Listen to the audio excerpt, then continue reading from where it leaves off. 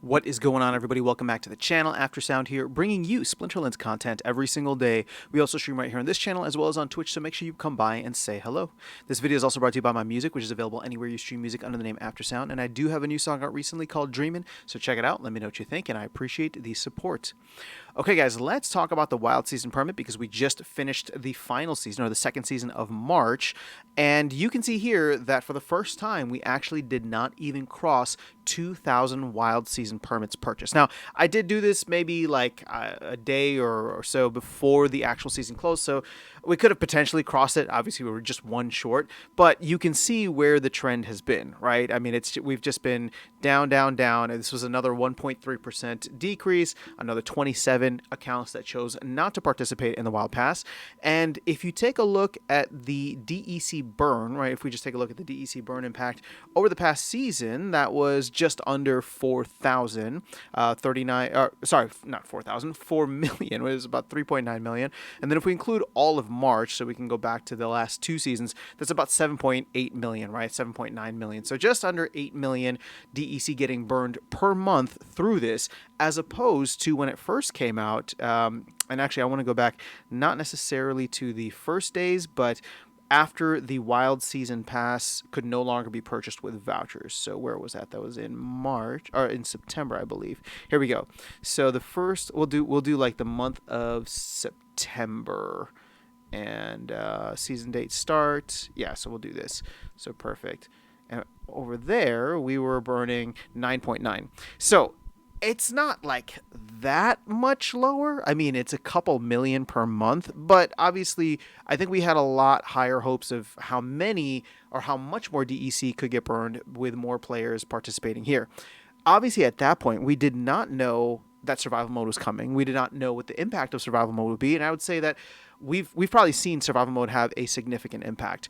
But what's more fascinating, as I take a look at this here on the amount of battles, and I already have this filtered out to the last 6 months, and just focusing on Wild, you can actually see that there's been a very visible visual trend, right? And then we can actually dig into the numbers. But if we just look at this on the last 6 months, so this goes back to, we'll just say October of last year, you can see, yeah, October 2nd is one of the dates here. You can see we're like 28, 29,000, some days over 30,000 battles. And if we go to just the last season, we probably average, in fact, let's do this. Actually, we won't be able to see just Wild, but we're in like the 22, 23,000 range.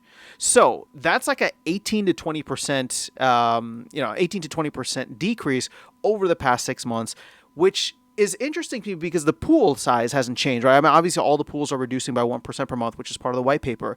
But if anything, we should start to see more opportunity in Wild format. So this is not to get people to, jump back into Wild and say, oh, go pay for the pass. I know a lot of people have a fundamental issue with like the pass just being there in the first place, even though I think that it should be there, and I think that it should actually be extended to survival mode.